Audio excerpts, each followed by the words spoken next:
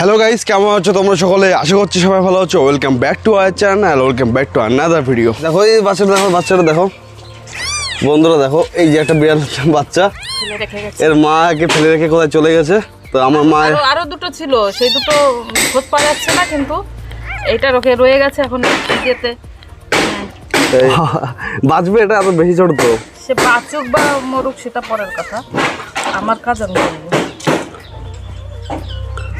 বন্ধুরা, আজকে ভিডিওটা কিন্তু একদমই আলাদা রকম হতে চলেছে। মানে বেসিক্যালি তোমরা আমাদের চ্যানেলে ভিডিও দেখেছো ট্রাভেল ব্লগস, শ্যাবলামা ব্লগস বা লাইফস্টাইল ব্লগস। বাকি যে ভিডিওটা আমি বানাতে চলেছি, বেসিক্যালি আজকে আমি আমার বাইক নিয়ে ভিডিও বানাতে চলেছি। অ্যাকচুয়ালি আমার বাইকে কিছু সমস্যা দেখা দিয়েছে।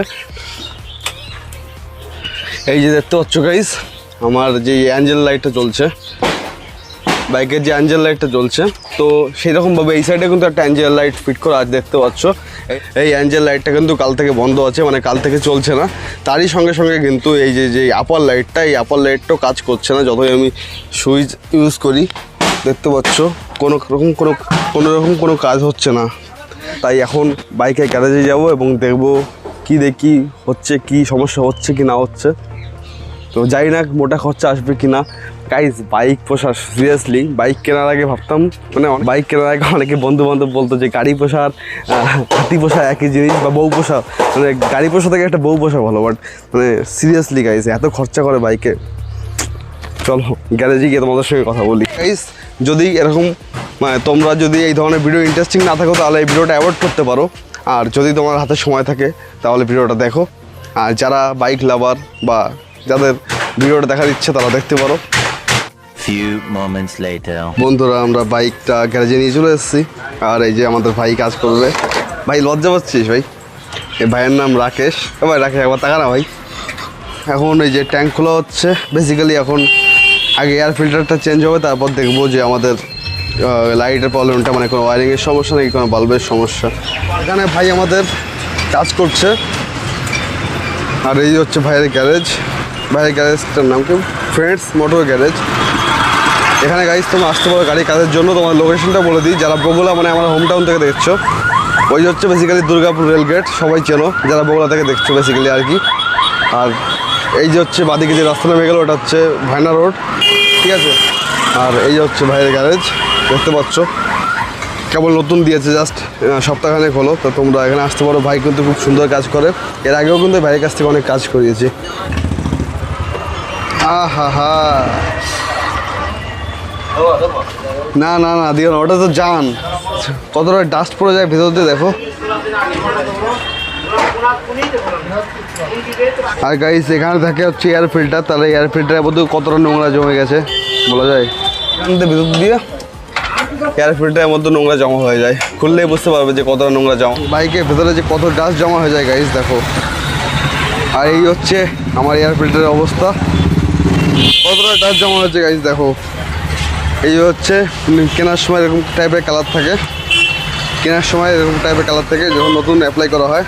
আর ডাস্ট জমা পড়ে, দেখো গাইস। ও, এটা কি আর ইউজ করা যেত না? এটা হচ্ছে গাইস নতুন এয়ার ফিল্টার। না, আনবক্সিং করো। ওই যে ভাই আমাদের নতুন এয়ার ফিল্টার অ্যাপ্লাই করে দিল।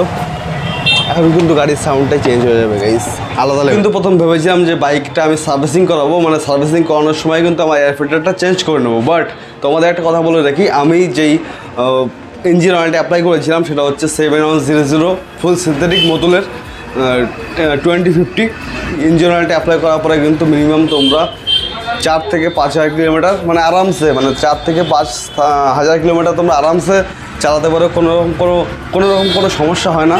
তো বেসিক্যালি আর আমার বাইকের মোটামুটি সব কাজই আমার কমপ্লিট করানো ছিল। তাই আমি একটা এয়ার ফিল্টারের জন্য বাইকটা সার্ভিসিং করে আমার কোনো লাভ নেই, সেই কারণে শুধুমাত্র আমি এয়ার ফিল্টারটা চেঞ্জ করছি। এয়ার ফিল্টার হচ্ছে আমাদের মানুষের যেমন ফুসফুস, নিঃশ্বাস নিচ্ছে, যে হৃৎপিণ্ডে যে পাম্প নিচ্ছে, ওই পাম্পের মতন কাজ করে কিন্তু বাইকের এয়ার ফিল্টার। কী সব বলছি, মানে আমি বাইকের সম্বন্ধে কিন্তু আমার খুব বেশি, মানে আমি বিশাল রকম জ্ঞানী সেটাও না। বাট হ্যাঁ, আমার বাইকের সম্বন্ধে মানে পড়াশোনা করতে, বাইক নিয়ে মানে জ্ঞান নিতে খুব ভালো লাগে। তাই মোটামুটি মানে বেসিক নলেজ মোটামুটি আছে আমার গাইস, সেই নলেজগুলো তোমাদের দিচ্ছি। যাদের একটা চলছে, ওই বছরটা চলছে না, এই যে বাল্বও চলছে না, শিওর বাল্বটা খুলে দেখো। তাহলে ওই নীল লাইট জ্বলছে না কেন?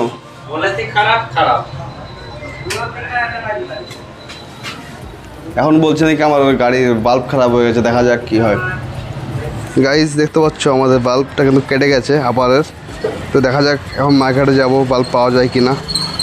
More moments later. এখন যে ক্লিপটা দেখছো এই ক্লিপটা বেসিক্যালি আগের শ্যুটগুলো দুদিন পরে, মানে টানা দুদিন ধরে কিন্তু আমি আমার বাইকের বাল্বগুলো খুঁজছিলাম, বা যেই অ্যাক্সেসরিজগুলো মানে রিং লাইটটা আর বাল্ব, ওটা আমার বগুড়া বাজারে অ্যাভেলেবেল হচ্ছিল না। তাই আমি আজকে বেসিক্যালি কৃষ্ণনগরে যাই, কৃষ্ণনগর মেইন বাজার শোরুম থেকে গিয়ে বাল্বটা কিনে আনি, মানে যেই হাই বিম বাল্বটা খারাপ হয়ে গেছিলো আমার বাইকের।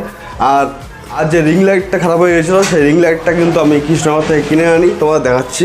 এই যে হচ্ছে বেসিক্যালি রিং লাইট, এর দাম নিয়েছে 150 টাকা, যেটা আমার একটা বাইকের মানে একটা হাইওয়ে সাইডটায় রিং লাইটটা খারাপ হয়ে গেছিলো, তার জন্য আমি একটাই কিনে এনেছি, যার প্রাইস নিয়েছে 150 টাকা। এটা আবার আমি ব্লু কালারই নিয়েছি, কারণ I love blue, because sky is blue. আর এই যে আমি বাল্ব নিয়েছি বাজার শোরুম থেকে কিনে এনেছি, এটা বাজাজের শোরুম থেকে মানে পার্সোনাল বাজাজ থেকে আনা। আর এর ভিতর ফিলিপসের বাল্ব আছে, যার প্রাইস নিয়েছে আমার কাছ থেকে 325। আর হ্যাঁ গাইস, আমার বাইকের সঙ্গে কিন্তু তোমাদের কে সেরকমভাবে পরিচয় করানো হয়নি। আর আমার বাইকের কিন্তু বেসিক্যালি একটা দুটো নাম রয়েছে, বাট আমি আর একটা নাম রাখবো যেটা অফিসিয়ালি নেম হবে। আর যেই নামটা সাজেস্ট করবে তোমরা বা নামটা রাখবে তোমরা। আর অবশ্যই গাইজ জানিও যে আমি বাইক রিলেটেড কোনো ভিডিও আমি আপলোড করবো কি না। তাহলে যদি তোমরা বাইক রিলেটেড ভিডিও পছন্দ করো তাহলে নেক্সট টাইম মানে ফিউচারে মোটো ব্লগিং আসবে এবং বাইক রিলেটেড অনেক রকম ভিডিও আসবে। তো তোমরা অবশ্যই এই ব্যাপারটা অবশ্যই কিন্তু তোমাদের কমেন্ট বক্সে জানাতে হবে যে তোমরা বাইক রিলেটেড ভিডিও পছন্দ করছো কি না। কারণ যদি পছন্দ করো তাহলেই কিন্তু আমি তোমাদের জন্য ভিডিও বানাবো, আর নাহলে বানাবো না। তো এখন আমরা এই বাল্বটা খুলবো আগে, ঠিক আছে, মানে যে খারাপ বাল্বটা আছে ওটা খুলবো। এটা কিন্তু নর্মালিভাবে মানে ক্লিপ সিস্টেম আছে, ওখান থেকে ক্লিপটা খুললে কিন্তু হালকা করে বেরিয়ে চলে এসছে। আমাদের রাকেশ মিস্ত্রি যাই হাত দেয় সেটাই নষ্ট হয়ে যায়। যেমন এই যে বাল্বটাও কেটে গেছে দেখতে পাচ্ছ, ফোকাস হয় না কেন। আর আমার এই যে দেখতে পাচ্ছ কেটে গেছে এখানটায়, তো এটা এখন কোনো কাজ নেই। এই যে তুই কাছে দেখাও। হ্যাঁ, এই রিং লাইট চলছে না কেন এখন? ও খুলে দিয়েছো? এখন রিং লাইটটা লাগানো যাক। চেক করে যাও। হ্যাঁ চেক রিং লাইট। আর রিং লাইট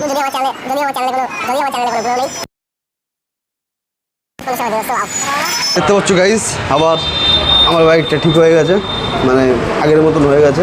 বেসিক্যালি আগের যে পুরোনো রিং লাইটটা ছিল ওখানে দুটো তিনটে চারটে লাইট কেটে গেছে। আশা করছি না, মানে হয়তো ওটাও খারাপ হয়ে যাবে। খারাপ হলে ওটাও চেঞ্জ করতে হবে। বেসিক্যালি বেশি দাম না, 150 টাকা পিস, বাট কি লুকটা আসে গাইস তোমার নিজেরা দেখো। ওয়াও, মানে কি দেখো গাইস, চোখ দিয়ে কীভাবে তাকিয়ে আছে। ওয়াও, মানে আলাদা লেভেলেরই সেক্সি লাগে। আর রাতের বেলায় কিন্তু আলাদা লেভেলেরই সেক্সি লাগে গাইস। বেসিক্যালি গাইস তোমাদের আমি জানিয়ে রাখি যে আমার বাইকে ফিউচারে কী কী কাজ হবে, মানে আপাতত কী কী কাজ এখন অবধি বাকি আছে তোমাদের একটু দেখিয়ে দিই। আর কী কী মডিফিকেশন বাকি আছে সেগুলো তোমাদের দেখিয়ে দিই। বেসিক্যালি যে টায়ার দেখতে পাচ্ছ, এই টায়ারটা স্টক টায়ার আছে, এটা আমি চেঞ্জ করবো। বেসিক্যালি এই টায়ারটা কোনো কাজের না, মানে সেরকম লেভেলে কোনো গ্রিপ নেই গাইস। তোমরা এখন তো এগুলো চেঞ্জ করে দিও যারা পালসার RS অন করছো। আর গাইস এই লেবার গার্ডটা দেখতে পাচ্ছ, লেবার গার্ড কিন্তু আমার এক সাইডে ভেঙে গেছে। সো এই লেবার গার্ডটা আমার চেঞ্জ করতে হবে। ভাবছি এবার খানিকটা প্রিমিয়াম লেবার গার্ড ফিট করব। আর এই যে দেখতে পাচ্ছ স্কাই অনেক লেখা। আর এই যে মিররটা কিন্তু ভাবছি চেঞ্জ করব, বাট এই মিররটা কিন্তু মানে ভিজিবিলিটি অনেকটাই ভালো, বাট আফটার মার্কেট যে মিররগুলো আছে সেগুলো দেখতেও খুব সেক্সি হলেও এফেক্টিভ না। আর এই যে প্যানেলটা দেখতে পাচ্ছ, এখানে ভাবছি আমি আন্ডারবেরি লাগাবো আফটার মার্কেট। তো দেখা যাক কী হয়, সেটাতে লুকটা অনেক বেশি বেটার করে দেয়, বাট গ্রাউন্ড ক্লিয়ারেন্স কিন্তু অনেকটা কমে যায়। আর কিছু ভাইব্রেশন ইস্যু আছে। আর এই সাইলেন্সারে আমি র্যাপিং করিয়ে নেবো ভাবছি, স্ক্র্যাচটা রিমুভ মানে ঢাকার জন্য বা কভার করার জন্য। That's it guys. ওকে চলো গাইজ, আজকে আমাদের ভিডিওটা আমরা এই অবধি শেষ করছি। যদি ভিডিওটা ভালো লাগে একটা লাইক করে দিও, আর যদি ভিডিওটা ভালো না লাগে একটা ডিসলাইক করে দিও। আর যদি এরকম বাইক নিয়ে মানে বাইক রিলেটেড কোনো ভিডিও চাও তাহলে কমেন্ট বক্সে অবশ্যই জানিও। চলো গাইজ, দেখা হচ্ছে নতুন কোনো একটা ভিডিওর সঙ্গে। ততক্ষণের জন্য বাই।